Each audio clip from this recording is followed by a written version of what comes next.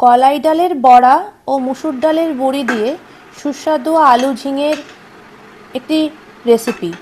যারা প্রত্যেক দিন নিরামিষ খান তাদের স্বাদ বদলের জন্য এটি একটি অন্যতম পুষ্টিকর রেসিপি বলা যেতে পারে। এর জন্য লাগবে প্রায় 12 ঘন্টা ভেজানো কলাই ডাল, হিং, বেকিং পাউডার, ডুমো করে দুটো মাঝারি সাইজে আলু কাটা রয়েছে। আর ঝিঙেটা বড় ছিল বলে একটা ঝিঙেই কিউবিক শেপে কেটেছি। কিউবিক শেপ মানে ডুমো করেও কাটতে পারেন। একটা মাঝারি সাইজের পেঁয়াজ কুচি করে রাখা আছে। আর গ্রেভিটার জন্য 4 চামচ পোস্ত এবং 1 চামচ সর্ষে ও একটি লঙ্কা। আমরা প্রথমে রান্নার শুরুতেই কড়াইয়ে তেল একটু হালকা গরম হলে লো থেকে মিডিয়াম ফ্লেমের মধ্যে চিনে বাদামগুলো ভেজে নেব। এই চিনি বাদামগুলোকে ভেজে নিয়ে পেস্ট করে রাখবো মিক্সার গ্রাইন্ডারে, কারণ কলাই ডালের বড়ার মধ্যে যদি চিনি বাদামের পেস্ট মেশানো হয় তাহলে বড়াটা অত্যন্ত ক্রাঞ্চি আর ক্রিস্পি হয়, খেতেও সুস্বাদু হয়। তবে এটা অপশনাল, আপনারা চাইলে নাও দিতে পারেন। কলাই ডাল অনেকক্ষণ ভিজিয়ে রাখলে সেটা দেখবেন একটা লেই ভাব চলে আসে, তাই কলাই ডালের পেস্ট করার আগে সবসময় কলাই ডাল জলে ভালো করে ধুয়ে পরিষ্কার করে নেবেন। ভালো করে পরিষ্কার করে ধুয়ে নেওয়া কলাই ডাল আমরা মিক্সার গ্রাইন্ডারে ঢালছি গ্রাইন্ডিংয়ের জন্যে। এখানে 200 গ্রাম মতো কলাই ডাল রাখা আছে, প্রায় 12 ঘন্টা ভেজানো ছিল। আপনারা চাইলে 4 থেকে 8 ঘন্টা ভেজাতে পারেন, তবে মিনিমাম 4-5 ঘন্টা ভেজানোটা ভালো, না হলে ভালো পেস্ট হবে না এবং বড়াটার টেক্সচারও ক্রিস্পি এবং সফট হবে না। আমরা রেখেছি নারকেলের গুঁড়ো রয়েছে, এখানে কোকোনাট পাউডার নিয়েছি, একটা কাঁচা লঙ্কা দিচ্ছি, 1 চা চামচ নুন, 1 চা চামচ চিনি। আচ্ছা, এখানে নুনটা লালচে রঙের এই কারণেই যে আমি এখানে হিমালয়ান পিঙ্ক সল্ট ব্যবহার করেছি। আর একটু 1 চিমটে হিং দিলাম।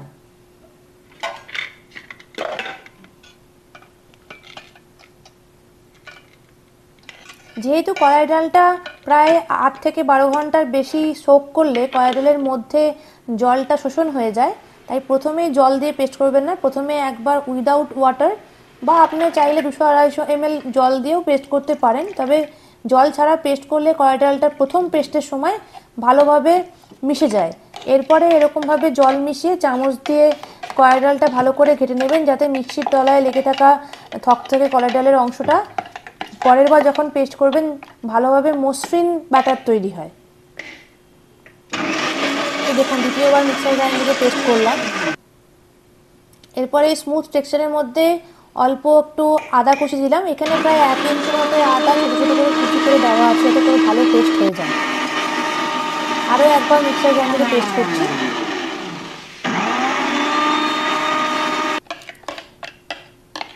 এই পেস্টটা ভালো করে করতে হবে, তা না হলে টেক্সচারটা সফটনেস মানে একদম মাখনের মতো মোলায়েম সফট হয়ে যাবে, তবে বড়াটা সুস্বাদু হবে। এখন এই বড়াটার মধ্যে একটা ক্রাঞ্চি টেস্ট আনার জন্য ওই যে বললাম আগে থেকে ভেজে রাখা চিনে বাদাম বা পিনাট, এটা মিক্সার গ্রাইন্ডারে পেস্ট করে রাখা আছে। ক্রাঞ্চি পেস্ট করেছি, স্মুথ পেস্ট করিনি। সেটা মিশিয়ে দিলাম। Better ready. বেটারটাকে ভালো করে ফেটিয়ে নিয়ে রেডি করে নিয়েছি। এবারে কড়াইয়ে তেল লো টু মিডিয়াম ফ্লেমে হালকা গরম হতে দিয়েছি। তেল গরম হয়ে এলে বড়াগুলোকে এরকম টোপা টোপা শেপের আকারে ছেড়ে দেব।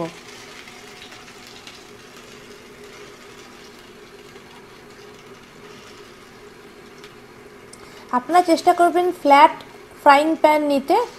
ফ্ল্যাট ফ্রাইং প্যান নিলে অল্প তেলের মধ্যে অনেক কটা বড়া একেবারে ভাজা হয়ে যায় এবং এতে সময় কম লাগে। তবে ফ্লেমটার দিকে খেয়াল রাখবেন, যখন বড়া ছাড়বেন তখন ফ্লেমটা যেন মিডিয়াম ফ্লেম থাকে, আর যখন বড়া ভাজবেন তখন লো টু মিডিয়াম বারবার চেঞ্জ করবেন, না হলে বড়ার তলাটা কড়াইয়ে লেগে গিয়ে পুড়ে যেতে পারে। এরকম লালচে ভাজা একবার হয়ে গিয়েছে, আবার দেখুন কলাই ডালের বেটার থেকে টোপা টোপা শেপের আকারে আমরা বড়াটা ছাড়ছি। ট্রায়াঙ্গুলার শেপ মানে ত্রিকোণ টাইপের শেপ হচ্ছে, যেমন করে বড়ি দেওয়া হয় কলাই ডালের তার সেরকমই ছাড়া হচ্ছে বড়াটা, একটু সাইজে বড়। আপনারা ঠিক একইভাবে কলাই ডালের বড়িও করতে পারেন। যে মিশ্রণটি আমি দেখালাম সেই মিশ্রণের কলা ডালের বড়িগুলোর শ্বাস অত্যন্ত খুব ভালো হয়, খুব সুস্বাদু খেতে হয়। ওগুলো শুধু ভাজা করেও আপনারা ডাল সবজির সঙ্গে খেতে পারেন, সবজির সঙ্গে রান্না করে খেতে পারেন। আমি একদিন করে দেখাবো। শীতকালের সময়টা জেনারেলি বড়ি দিলে সুবিধা হয়, সেই সময়টা করে দেখাবো। আচ্ছা, আমার এই কেয়ার অফ লাইফ মুভমেন্টসের যে কন্টেন্টগুলো আপনাদের কেমন লাগছে জানাবেন, আমার পাশে থাকবেন।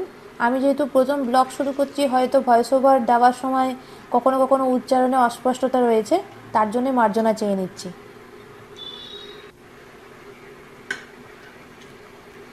এই দেখুন, বড়াগুলো ছাড়া হয়ে গিয়েছে। যখন ভাজবেন একবার বড়াগুলো এপিট ওপিট উল্টে নেওয়ার পর বারবার ফ্লেমটা চেঞ্জ করবেন, লো টু মিডিয়াম ফ্লেমে করবেন। যারা গ্যাস ওভেনে করছেন তাদের ক্ষেত্রেও একই বিষয় প্রযোজ্য, কারণ বারবার যদি একটানা হাই ফ্লেমে রেখে দেন, যেহেতু তেলটা অলরেডি গরম হয়ে গিয়েছে, বড়া একদিকটা দেখবেন কালচে হয়ে পুড়ে গেছে, একদিকটা দেখবেন এরকম হালকা ব্রাউনিশ হয়ে রয়ে গেছে। বড়াটা আধকাঁচা খেতে হবে এবং সুস্বাদু লাগবে না। তাই বারবার low to medium flame change করবেন এবং উল্টে পাল্টে নিয়ে বড়াগুলো করবেন।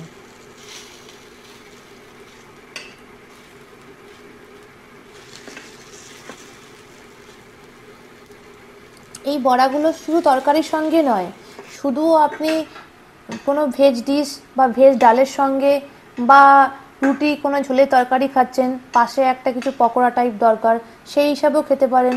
বা সন্ধেবেলায় যখন চা জলখাবার খাচ্ছেন, সেই সময় একটা স্ন্যাক্স হিসাবে বড়াগুলো, ভেজ স্ন্যাক্স হিসাবে এই বড়াগুলো খাওয়া যেতে পারে। খুব সুন্দর ক্রাঞ্চি অ্যান্ড সফট একটা টেস্ট হয়। আর নারকেলের গুঁড়োটা দিলে আরও ভালো টেস্ট হয়। আপনারা একদম সদ্য কাঁচা কোরানো নারকেলও দিতে পারেন। আমি এখানে জেকের যে নারকেল পাউডার, যেটা কোকোনাট পাউডার, সেটা ব্যবহার করেছি। আমি কোম্পানিগুলোর নাম এই জন্যই বলে দিই, যাতে করে রান্নার স্বাদটা একদম যেরকম রান্নায় দেখাচ্ছি আমি আমার ভিডিও কন্টেন্টে, তার মতোই হয়।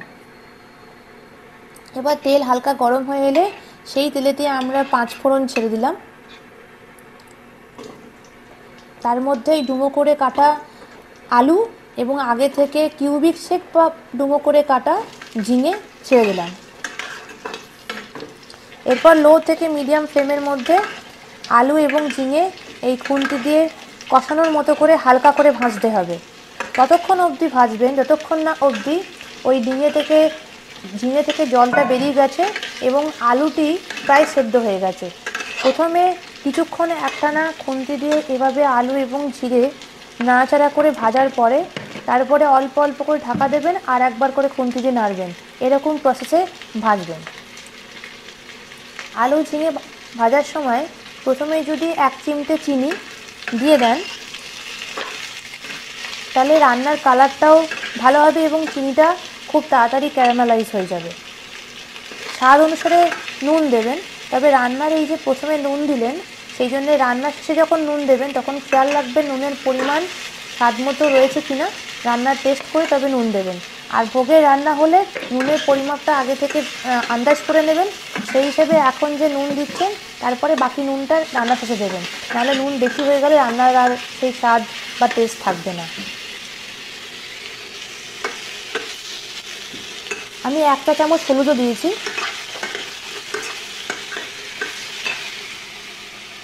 এই নিরামিষ রান্নাটা অত্যন্ত সুস্বাদু খেতে হয়। যেহেতু কলা ডালের বড়া এবং মুসুর ডালের বড়ি পড়বে, তাই জন্য আরও সুস্বাদু লাগবে খেতে। গরম ভাতে অল্প একটু ঘি দিয়ে এই সবজি দিয়ে খেতে পারেন, অথবা এটা শুধু সবজিটাই 1 বাটি খেতে পারেন। এটাই একটা কমপ্লিট ডিশ হতে পারে।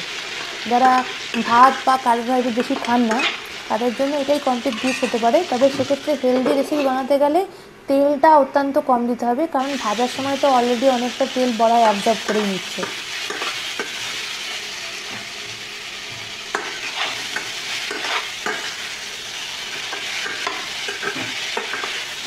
এই দেখুন, বারবার ঢাকা দিতে হবে, আবার ঢাকা দিয়ে একটু পরে খুলে আবার একটু করে নাড়াচাড়া করতে হবে, আবার ঢাকা দিতে হবে।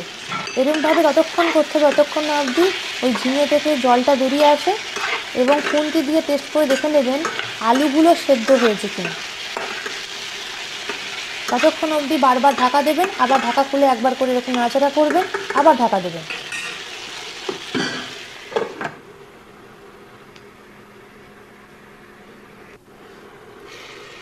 আর এই ভাজার সময় যে বললাম ফ্লেমটা লো টু মিডিয়াম ফ্লেমে খেয়াল রাখবেন, খুব হাই ফ্লেমে করবেন না, সেক্ষেত্রে ঢাকা দিয়ে রান্না করলেও রান্নাটি পুড়ে যেতে পারে। এই দেখুন খুন্তি দিয়ে আলুটাকে কেটে দেখা হচ্ছে আলুটা সেদ্ধ হয়েছে কিনা, কারণ ঝিঙে থেকে অলরেডি জলটা বেরিয়ে এসে আপনি রান্নায় দেখতে পাচ্ছেন। যেহেতু প্রথম ব্লগ শুরু করেছি, আমি তো ক্যামেরার ভালো স্ট্যান্ডও নেই আমার, আর আমি ভালো করে ক্যামেরা ধরতেও এখনও শিখিনি, একটু চেষ্টা করছি, তাই জন্য অনেক সময় রান্নার অর্ধেকটা কেটে যাচ্ছে। পাশে থাকবেন আমার, এরপরে আরও অনেক ভালো ভালো রান্নার রেসিপি দেখাবো ঘরোয়া উপায়ে, এবং ঘরোয়া অনেক টিপসও জানাবো। আমার জীবনের অনেক গুরুত্বপূর্ণ মোমেন্টস, ভালো পজিটিভ মোমেন্টসও শেয়ার করব। দেখুন বড়াগুলো কতটা সফট ক্রাঞ্চি হয়েছে।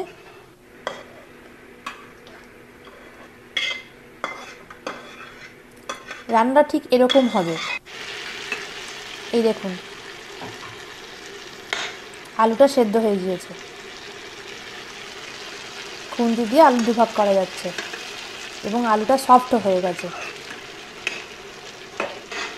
এইভাবে প্রপারলি ঝিঙে আলুটা ভাজা হয়ে যাওয়ার পর একে একে ওই যে সর্ষে পোস্ত আর লঙ্কার পেস্টটা করে রেখেছিলাম, সর্ষে পোস্ত লঙ্কার পেস্টটা দিয়ে দেবো এবং কড়াই ডালের বড়াগুলো ও মুসুর ডালের বড়িগুলো ছেড়ে দেবো, দিয়ে 250 ml মতো জল দিয়ে দেবো, বা যতটা জল দিলে বড়া এবং সবজিটার বেশিরভাগটা ডুবে থাকবে এবং কিছুটা বাইরে থাকবে সেরকম পরিমাণে জল দেবো।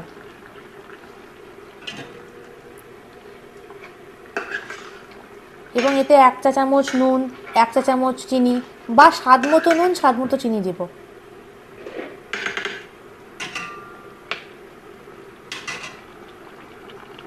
আচ্ছা, সর্ষে পোস্ত আর কাঁচা লঙ্কা যখন পেস্ট করবেন তখন তাতে আর নুন দিতে হবে না,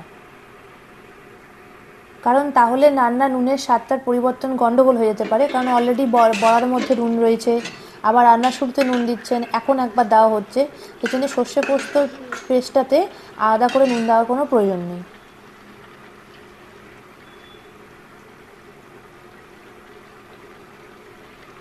দেখুন রান্নাটা, আমার ক্যামেরাটা ভালো নয় বলে ফোনের, তাই ভালো করে বোঝা যাচ্ছে না, কিন্তু অ্যাকচুয়াল রান্নার কালারটা অত্যন্ত খুব সুন্দর এসছে।